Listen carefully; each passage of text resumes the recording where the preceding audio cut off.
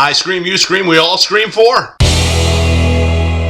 Hey there, hi there, ho there, Andrew here, and we are on the second night of Tricks and Treats. Today we're going to talk about the slasher movie Scream. Nope, not the 1983 movie Scream. We're going 13 years into the future to 1996. This movie was written by Kevin Williamson, who has the writing credits of I Know What You Did Last Summer and the TV show Dawson's Creek. And the movie was directed by none other than Wes Craven. Now, the working title of this movie was called Scary Movie. Well, that explains the idea where they got the title of that movie. Side note, this spoof's movie's tagline says, "No mercy, no shame, no sequel." 4 sequels later. Now, it had been rumored that Scream was supposed to mock somewhat the horror slasher genre, and there is a decent amount of tongue-in-cheek humor that proves that. However, what it did do was relaunch the slasher genre, which was extremely overtapped in the 1980s. This movie takes place in Woodsboro, California. That's a fictional place, not real, don't look it up, I already did. And the setting is your typical suburbia with a nice neighborhood. There's nothing sinister about the setting at all. To be honest, the set and the design of the movie makes it feel like it could be any neighborhood, much like the original Halloween did it in 1978 with Haddonfield. And speaking of Halloween, there are a ton of references to slasher movies that came before. One of the characters' last name is Loomis, and that is a reference to Halloween as well as Psycho, because Halloween plays homage to Psycho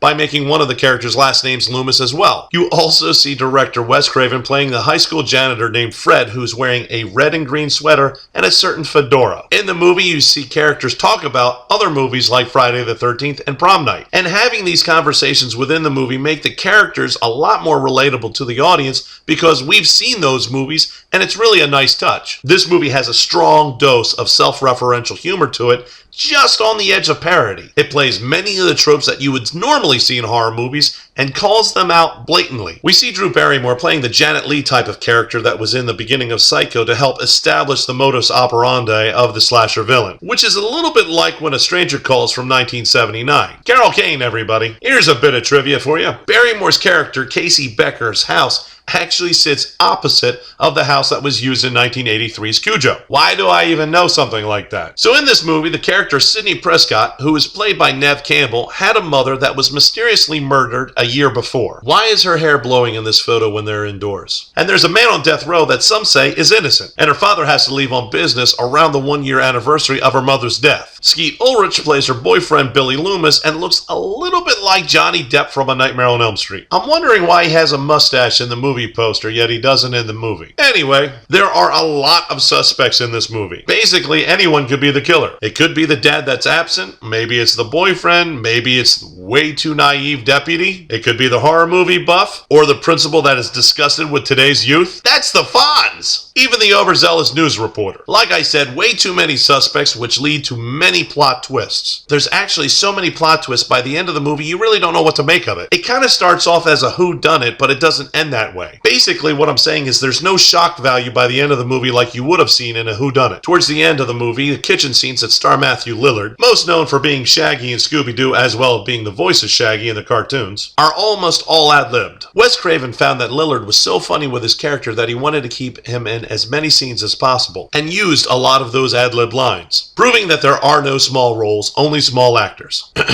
This movie states the rules that horror movies must run by and also stands by them as well. And the serial killer in the movie isn't actually given a name within the movie, but is called the Ghostface Killer. Nope, not the rapper. Definitely not that guy. Yes, that guy. And black wasn't the original color choice. The Ghostface Killer was supposed to be in white, making it look like a ghost. However, the producers felt that the Ghostface Killer looked a little bit too much like the KKK, so black was the choice instead. I felt the actors did a great job portraying their parts. The dialogue and the storyline was fresh for the time that the movie came out, and still holds in today's standards. The direction is strong, but hey, it's Wes Craven. And speaking of Wes Craven, it took 8 weeks to film this movie. Plus, Craven took another 2 months to edit. So after all that hard work, and now it has been almost 20 years since this movie's original release, I have to say that this movie is still a treat to be enjoyed around Halloween. So yep, treat, not trick. But with all that blood, you might want to keep this movie away from the kiddies. And if you are a fan of the slasher movie genre and don't have this movie, buy it because it is definitely library worthy. So where do you think the Ghostface Killer ranks with all the other slasher movie villains? Who's in your top 5? List them in a comment below. Don't forget to like, share, and subscribe so you get notified the moment I upload. And I will see you in the next video.